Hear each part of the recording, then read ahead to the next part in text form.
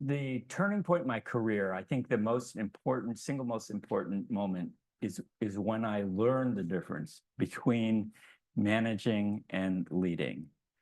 And it made all the difference. And I think really it would make all the difference in anyone's career.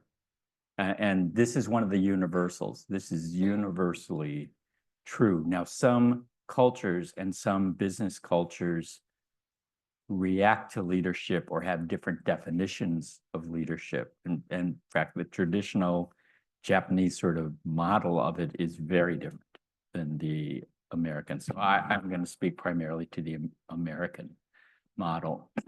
So when you're a manager, and this is what most people are, professional people are focused on, the first 10 to 20 years of their career, it's learning the industry, managing a team, understanding your project, your assignment, breaking it into parts, understanding the skills and the resources internally and externally that you need, and then sort of bird dogging it so that it all comes together correctly, efficiently, of the appropriate quality, on time and on budget. And that is hard. I mean, in almost any industry, it looks easy from the outside, but when you're on the inside, it's hard. And it's especially hard because you're dealing with human beings and not robots. And so, it takes a lot to master yourself and manage a group of people, especially when you're relatively young. And very often the team that you're working with has people who are older and more experienced and think they know more than you. And sometimes they do know more than you.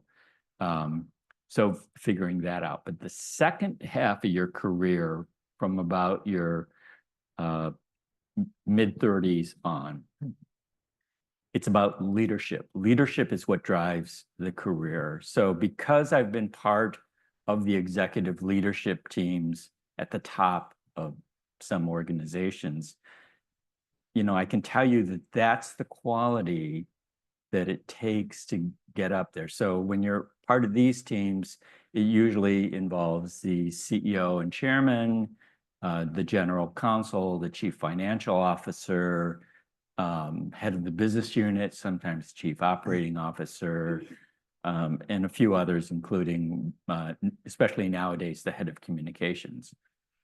And those meetings usually happen about once a month, maybe twice a month in those places. And very often, when you're in those meetings, you'll call in someone from within the organization and you'll ask them to report on some important project that's being done.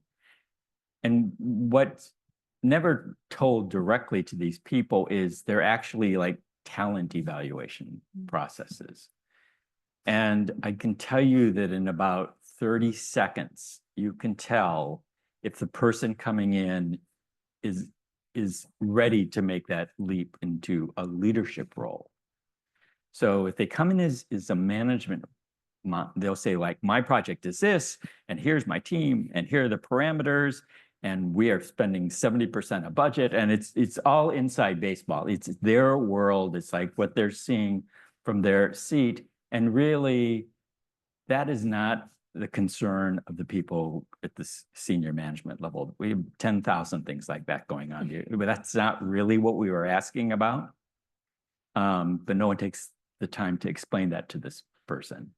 So the person who has leadership qualities will walk in and saying, well, you asked me to speak about this, but if I were you, this is what's on my mind. I would be wondering about this. I would be thinking about the competition. I would be thinking like, are my people freaking out over AI? Are we setting up a lawsuit? Is our product failing? Are we too old? What's the word of us on Glassdoor? Whatever. And those are the things that senior management is talking about. And they're especially concerned about like board activism because they are held accountable by the board of directors. And not much reaches the board of directors, who meet 4 to 6 times a year and have a series of reports, but they tend to be financial, risk, succession planning, things like that. Really high level stuff that in a major corporation involve multi-billion-dollar bets, or sometimes the whole existential threat to the company, like AI can pose to some industries, for example. So when you're in a leadership role, you're looking at that level. Like the people are going to hold us accountable, and we want people to help us get there, not actually answer the question that was asked, but to help us get there. And so if you have that mindset, if you give us examples of that mindset, we'll say, well, this person seems to be like, be able to think at this level and understand the real situation, what's at stake in these conversations, and is trying to be helpful. And frankly, has sort of the confidence and daring to not be mousy around us, because being mousy around us doesn't do any good. Like if we wanted just that factual thing, we'd take your 3-page report and read it. Like, we don't need you to come here and tell us what we can read in a give us something, expand the conversation, get us excited, warn us of something we haven't had, give us a discussion we've never had before.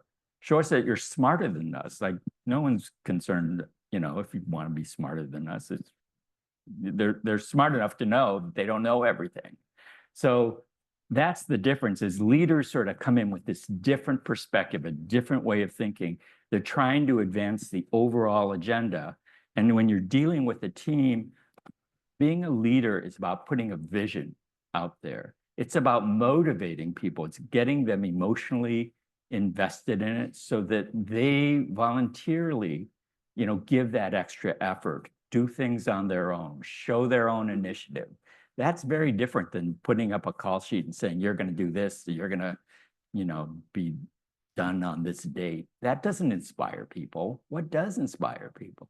It's a vision. But to do that, you have got to draw on your own inner qualities.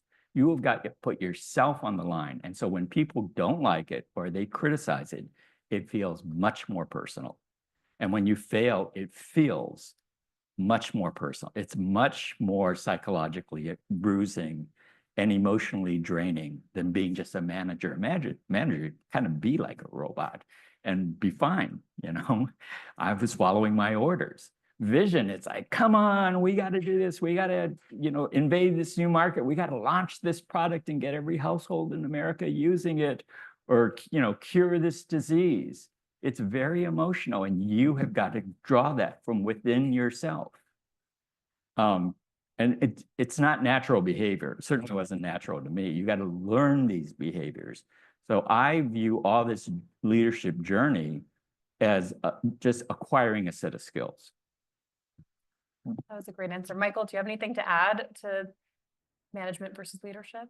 I completely agree, John. I mean, managing is essentially about making sure that something gets done, right? It's executing a task that was given to you by somebody else, right? Probably, right? And it's no small feat to be able to do that and do it well and manage a team and all the different personalities with limited budget on a limited time frame and do it excellently, right? That is something to be admired and something to be very valued in any team. And look, some people are going to be fantastic managers, and right, that's all they really want to do. And right, not to say that that is any less, right? That being a great manager is extremely important to any organization, to any team, right? I think, as John clearly articulated, being a leader is something different. And for me, the best leaders are people who inspire others with a vision of something greater. They get others to change the way they're thinking about the world, about the market, about the company, and what is possible for it to achieve, right? They shift people's mindset, and they inspire people to go out and figure out something new on themselves. Like, great leaders do all of those things. They essentially change the culture of the organization so that they create believers who will follow them no matter what and who will support that vision and who are great at executing that vision. But the leader does something else, right, to inspire. And also, many great leaders also set a different standard of excellence and expectation that pervades the entire organization. And I guess the last thing I would say about leaders, perhaps more in this modern era that we find ourselves, because the heroic leader is, I think, something that we probably grew up with, right? The visionary who would go out and change everything, Steve Jobs, Howard Schultz, you know, they kind of reinvent the category or create a new category. And they're very uncompromising and demanding, and sometimes they're kind of jerks, right? Personally, right? But they create something really unique and special. And today, I would say the other thing about great leaders is the world has become so complex that you actually need everybody on your team thinking very creatively, very openly, and sharing that with you. And so the best leaders today, in my opinion, are those who create this, and this has been studied and written about, they create this atmosphere or a culture where everybody on their team feels safe in sharing whatever they're thinking. Even if they think the leader's idea is terrible, they're safe to voice that and express that and not feel any retribution, so that the leader can take everybody's opinion and feedback, and the team can say, oh, okay, this works, this doesn't work, in a very open and honest way, and take that. So, and again, this has been studied, so I'm a bit of a student of leadership as well, and the best teams do that. The leader creates that psychological safety, so everyone on the team feels free to contribute and it feels heard. Right. Yeah, thank you both. Those were great answers. And I think I start there because sometimes when we talk about leadership, it can be a bit confusing. Is it those management qualities or is it leadership? And so I think that's a great place to start. And I know in our preparatory calls, we kind of kept circling back around this idea of leadership, and especially at USJC, when many of us are of Japanese American heritage, it can be a little bit challenging to develop some of these qualities that you're talking about, you know, disrupting a room or raising a concern and kind of disrupting the consensus. So how did you both develop that inner sense of confidence or leadership quality and kind of maybe buck the trend?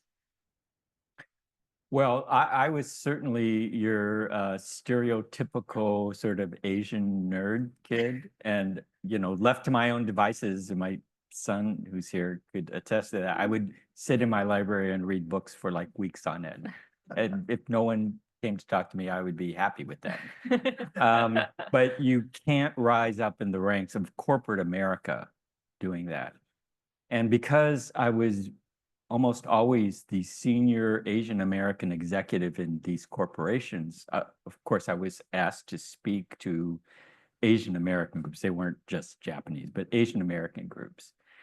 And, you know, they're all people interested in advancing their careers. But I would ask, you know, for questions or input or to have a discussion, and I'd get a room full of silence.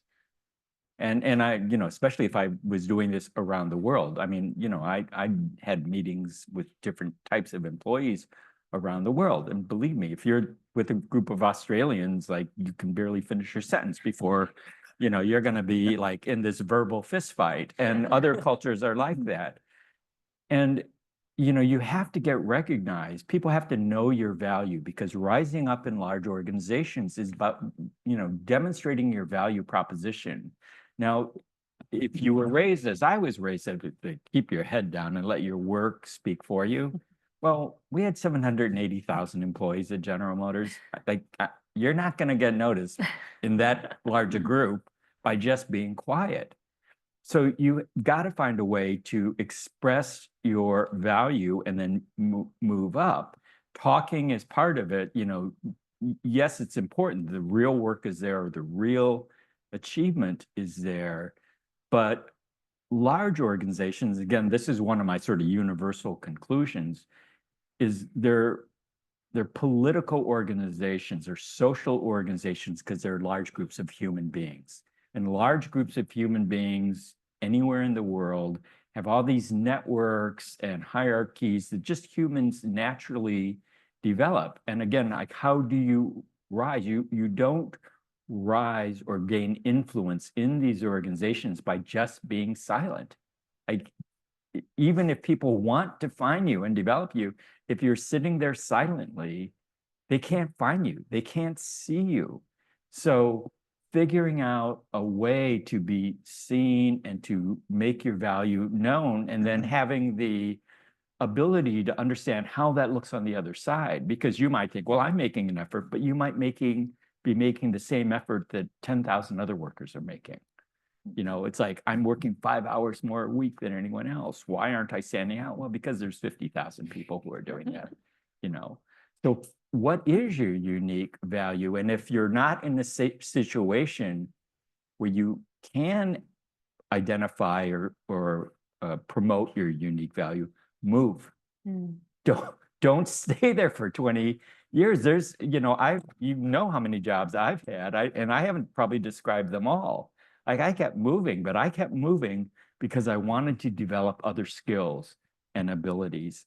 And so I had a sort of checklist that for maybe the first 6 moves of my career, all I was doing was trying to acquire new skills and abilities and knowledge. And I was learning a different industry with every move. And son of a gun, it worked because I went from a $7 billion company on the West Coast to a $180 billion company in one move as head of communications, because I had been playing this sort of model that I had been working on for like 10 or 15 years. So it's not the only model. I'm sure there are other ways to do this, but it's the model I did. So I can at least talk with authority about that. So figure out your value proposition, find a way to make it evident and real to others. And if you're in a situation where that is not possible, and I can comment a little bit about the traditional Japanese model, if the model of the culture is that the nail that stands up gets hammered down, my model doesn't work. Like, I don't know what model does, but I would have been hammered down like 6 times, smashed into a little bitty piece of metal if I had tried what I did in the United States and Japan. So I don't know what the answer is to that. So I'm only speaking to sort of Western style corporate cultures. You know, like I think like you, I was brought, right, as Japanese American, as Hassan say, you're right. My parents brought me up as, hey, you work hard, get a great education, know your stuff, work hard, keep your head down, don't say anything, and you will be noticed, right? Well, I tried that for the first part of my career, and it didn't really work, right? I mean, sure, I had a successful career, so to speak, more as a manager, and I guess the other, you know, stereotype of Asian Americans is that we're always a good number 2, or at least that's how I find myself kind of being pigeonholed. I was the good executive assistant, or the assistant representative, or the deputy, who had all the information, was ready to take care of things, right? Didn't stand out, just did their job, was very efficient. And it wasn't until I actually got to Levi's, and one of my leaders put me into this leadership development program. I still remember it was called the Center for Creative Leadership, CCL. It's a good program. It's still around and very effective. And they make you take all of these personality tests and assessments. You get 360 feedback from people you're working with, and then you're offsite for a week, and they process all of this, and they give you all this back and feedback and exercises and so forth. And the thing that came out of that I took away for me was that at work, I should be more like I am at home. And at home, I should be more like I am at work. So at work, I described how I was. And at home, in my family, I'm kind of the practical joker. I'm the oldest son. I can get away with all kinds of things. I create a lot of, whatever stuff going on in the family, right? I make things happen. And so it was really good advice. And probably my biggest piece of advice around developing your leadership was be authentic, bring your whole self to your work. Because, like you were saying, John, what makes you stand out is not that you're the hardest worker or the most efficient, it's your personality, it's who you are that makes you different. And so the more I found, the more that I could bring out my own personality to the people I was working with, the more they appreciated. Because I'm kind of a fun person at home anyway, but at work, nobody ever saw that, right? And so I started doing that. And actually, the way I got the courage to start doing that more at the office was something outside of the office. So my oldest daughter got inspired by Christy Yamaguchi and started figure skating at a very young age. And she joined this figure skating team, a synchronized skating team. I don't know if you've ever heard of that, but it's 10 girls and they do all the formations, kind of like synchronized swimming, but on ice. So as one of the parents, they had these, fundraising drives, and one of them was to sell the See's candy, So I volunteered to lead the See's candy drive, and so I was able to bring some of those leadership qualities into that, and it was a safe space. So it was easy, and I practiced and got good at it. And then one thing led to another. I led the crab feed. I did a crab feed, so I organized that because I like to cook. And pretty soon I realized, oh, I do have some of these leadership qualities that I was able to demonstrate and practice in a safe space outside of the office, so that I was more effective once I got into the work environment. Yep. Such a great tip. It's a good one that we can all probably take home and try this weekend, maybe even. So it's good advice. Doing a quick time check, it's already 6:45. I feel like time has flown. We could probably spend many more hours. This is how our prep call went too. But I want to make sure I get to some of the questions. We had one question sent in, and then please on Zoom, if you have any questions you'd like to ask, feel free to send them. And if there aren't any questions, I have many more talking points to go through. So I'll start with this one. It's anonymous. I work for a global luxury brand whose products aren't widely known for being sustainable, yet we've been challenged to execute a regional marketing campaign around sustainability.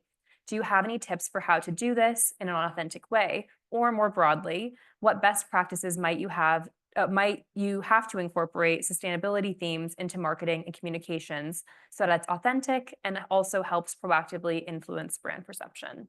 I have a big question. It's a big question. I have a very simple answer for it, which is sustainability is not a marketing exercise. Sustainability is actually understanding the environmental impact of the product. It sounds like it's a product, not a service. Understanding the actual environmental impact of the product for its entire life cycle. So a pair of Levi's as an example, you got to start with what is the environmental impact of growing cotton on water consumption, on land use, on chemical use, and then you trace it all the way through. The cotton gets picked and processed, it gets spun into yarn, the yarn gets woven into fabric, right? It gets dyed, that gets cut, it gets manufactured into a product, it gets worn, you wash it 50 times during its life. So what is the environmental impact during that whole life cycle gives you the environmental impact of the product. So it's important to really understand the science behind the environmental impact. The reason is because if you want to do it authentically, you got to remember the customer is smarter than you think. The customer somewhere knows all of that stuff. So if you try to say we're sustainable and you haven't done your homework, the customer is going to sniff you out. And now with social media, you'll be exposed immediately.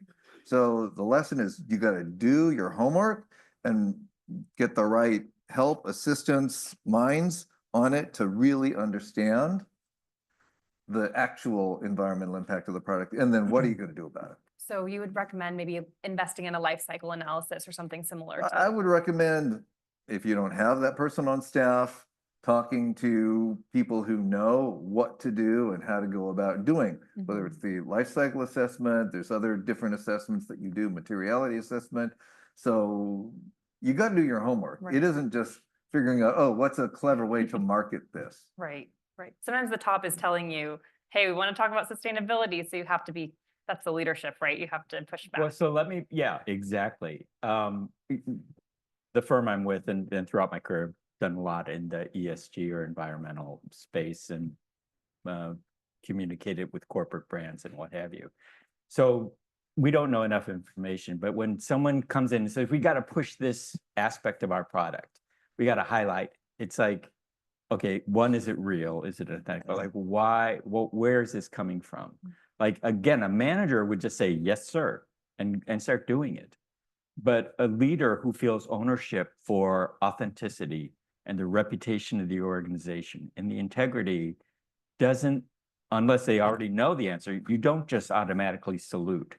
You go and you dig and you say, is this real? Like, why are we doing this? And, you know, from a communications perspective, exactly what Michael said, we're in a transparent world.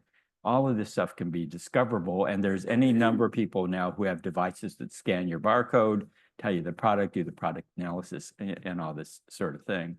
So it's actually creating a reputational risk or a risk of a consumer boycott or an expose on television if some, you know, somebody's spouse decided, like, you know, the world needs to know about this, and they come and make a demand of you. So you're not a robotic order taker. You've got to act like you're a senior person and be thoughtful about these things. And maybe that's the right solution.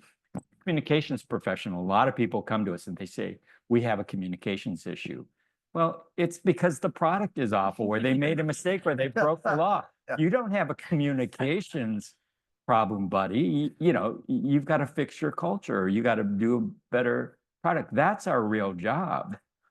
And so, you know, we won't accept that. We'll just tell them. And if they don't want to hire us, I mean, we're not that kind of firm. We are not going to greenwash you. But if you're inside, you shouldn't be a party to greenwashing either. So again, ask yourself the right questions, and then, you know, satisfy yourself and make the organization aware. And it's not like these are evil people. It's they have a very simplistic view of a lot of matters, and everyone's job looks simple to the person who doesn't have that job. So they snap off an order and they think, what's your job? You should do this. No, you've got to stand up for yourself. You have to have self-respect. You have to respect your function. And when you're the leader of a group, you are the champion of that function. You are the advocate of that function. And the other groups, like legal and finance, believe me, they are advocating for their function. And they will steamroll you in a big existential debate unless you're the champion of your function. So again, that's another form of leadership. Oh, yeah, I'd love, if anyone has a question, they can come up and speak into the microphone so everyone on Zoom can hear. Thank you so much. You're all very great storytellers, so I thought this is a great moment. Being a leader, I think there's moments of crisis and adversity and challenges. Can you share a moment where you faced an adversity, whether it be internal to your organization or external in the market, that has been a moment that really codified and shaped your leadership? You want me to go first, or you want to go? So it's a pertinent day to share this because my former company, Starbucks, is doing layoffs today, 1,100 people. And one of the things as a leader that I've had to go through is that kind of a situation where you've got to lay people off because the company's financial situation isn't so great, and you've got to focus and you've got to figure out, how do you do this? And one of the things that I mentioned earlier was creating that psychological safety for your team. And I'm just speaking from my experience as a leader. The most important thing that I could do was build a trust with my team. Um, and they viewed me as someone who obviously supported the work that they were doing, advocated for the work, like John was just saying, but also had their best interest at heart, supported their development, supported their advancement, supported their aspirations, cared about what was going on in their personal lives. Did they have a baby? Are they going to get married? You know, did their grandma just pass away or something, right? And so establishing that kind of rapport and trust with your team is so critical. And it takes you through times of crisis, whether it's a layoff, a downsizing, or anything else that might happen. Because if you can speak to them from the heart and you have that trust and they have that trust in you, and you're not just speaking as I should probably avoid this topic because you're the expert, but I always felt like I don't want to be perceived as somebody who's just parroting the company line, right? I want my team to see me as somebody they can trust, who has their best interest at heart. Because if they trust me and they know that I'm caring about them, they will do anything. But if they think I'm a corporate hack, they won't do anything. Or they'll have a limit and they'll stop at that. That's great.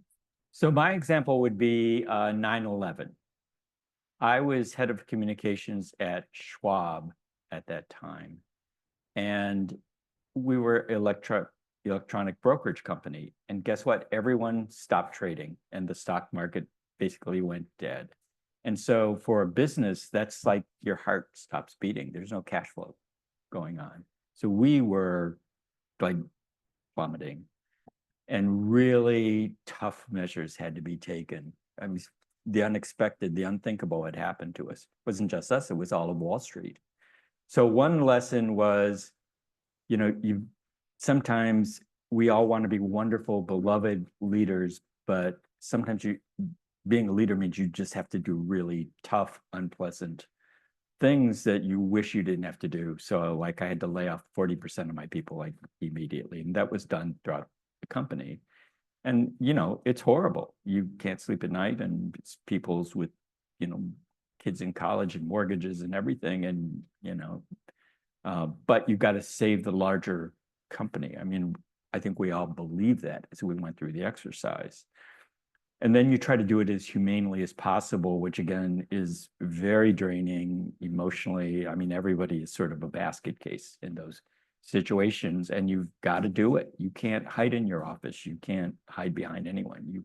Especially as the leader, you have got to be upfront and, you know, be honest and available and authentic.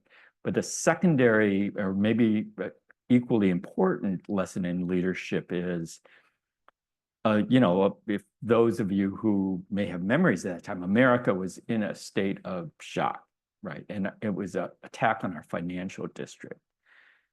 And banks and everyone were in full retreat. And I worked directly with Charles Schwab. And he said, like, Wall Street's still there. I mean, a couple of buildings were there, but the financial institution that, you know, what we mean by Wall Street, that's completely intact. Like, why is everyone cowering? And so he had me write a full page ad, basically saying that we're going to take a full page ads out in the Wall Street Journal saying, hey, it's not these pictures of a couple towers. Wall Street is still this big, dynamic, powerful asset, big, important part of the United States. And then I worked through the staffs, and he personally flew to New York and got the signatures of all the CEOs of all the major companies. So that was Chuck showing leadership. He wasn't going to just lay down and hide. He's like, I'm going to stand up and speak. And he rallied those people. They didn't think of that. And they're giants compared to Schwab, especially at that time. But he showed leadership. So I think it's, you know, two sides of the same event. Great. Thank you so much. That was so interesting. And sorry to, we were gonna ask questions here in the audience first, but we'll actually ask on Zoom since they may have to log off in a couple minutes here. But we have a question from Robert who says, from the perspective of a young professional, think MBA in terms of background and skill set, looking for opportunities to get into sustainability, where would you look? Asked differently, Where is the most interesting, impactful work happening? Foundations, corporate sustainability departments, impact funds, or nonprofits? Curious how the industry looks from your perspective. So recognizing we don't have a whole lot of time, I'll give you a quick answer. Was it Robert? Robert. Robert, which is if I had to do it over again, I think the most interesting space right now in all of sustainability area is sustainable finance. Because there are literally billions, if not trillions of dollars coming into the sustainability space, even despite the recent pushback against what we call ESG, environment, social governance. Financial institutions are still putting billions of dollars into the space, particularly around climate. So the people who, and in my experience, finance people don't understand a lot about sustainability in general. And sustainability people don't understand a lot about finance for the most part. But anybody who has both financial skills as well as sustainability knowledge. In fact, I was just talking to one of my former directors who has that, who worked for BlackRock and who worked for me at Starbucks in sustainability. He's now working for Microsoft doing deals, bringing billions of dollars into sustainable ventures. That's the place I would focus. Interesting. Wouldn't have guessed that. That's interesting. Okay, I don't know if anyone on Zoom has to run, but anyone else in the audience that wants to come up and ask a question? Oh, yeah. Hi, thanks so much for both your perspectives. It sounds like you've both kind of been in large organizations. I'm still relatively new to the Bay Area, but I think one thing I've noticed here is the energy, I guess, more from the startup scene. And I myself kind of made the transition from a larger corporate to a smaller organization. I'm curious what you think sort of leadership one can learn from being at a smaller organization, and also maybe what some of the blind spots are of being in a smaller organization. Startups, by their nature, especially the small ones early on, are really focused. They're super focused, and they're focused on products and then sort of sales. And that goes on for years. And so it's a specific sort of leadership. I mean, there's clearly a vision. And if you hear the pitches for funding rounds and whatever, like they are great at quickly and crisply articulating a vision and getting people enthusiastic about it. Even though like 9 out of 10 of them are not going to make it all the way to there, they're still in there with full conviction. So I think that's great, but it's not a well-rounded form. I mean, like you want to show your employees you care about it. It's basically like, here's your percentage, and now sleep under your desk for the next 2 years. That's not a model that is easily transportable to larger, more established companies. I mean, we have a couple of startup founders in the audience here, so I would defer to them in the conversation. Yeah, I mean, it is like you talked about, John. It is having that vision, having that unshakable confidence and belief in the product or the service that you're providing, and setting that standard and that bar really high, and like making sure that you're able to inspire the others in your company that this is a vision that is going to change the world. I mean, that in my experience is what the successful startup founders, entrepreneurs have. I'd like to add one other thing, though. They do also have that sort of fail fast mentality that needs to be more in the mindsets of the larger organizations, because we're in such a dynamic period in world history, both technologically, demographically, politically, economically, any number of ways.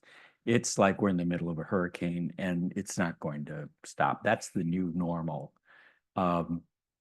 And for the larger companies to survive, most of them are going to get disrupted just by normal disruption process. And now it's disruption powered by AI. And I think we're going to see a lot of the Fortune 100 change over the next 5 years because of this. And so getting that, okay, it's okay to fail, but we got to pick ourselves up, or we got to find a new way. We take all these sort of really body blows. That's a mentality that is developed at the startup level that probably needs to expand. Okay, well, we're at time, a little bit over actually, even though we have so much more to talk about. But Audrey, did you want to come up and say a couple words?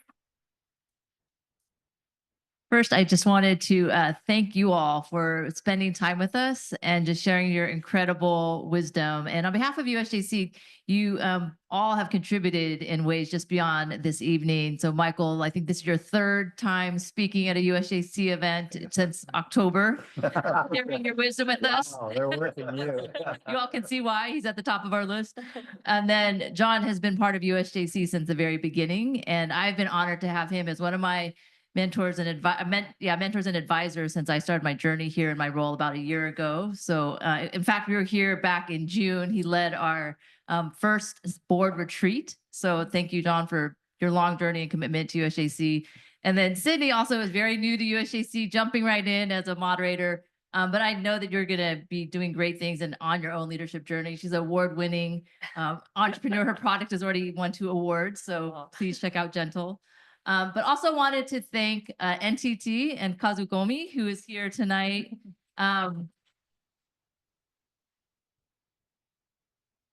Yeah, and his wonderful staff and the AV for donating their time and this amazing space. Kazu was on our board, one of the longest standing board members, is now on our president's advisory board.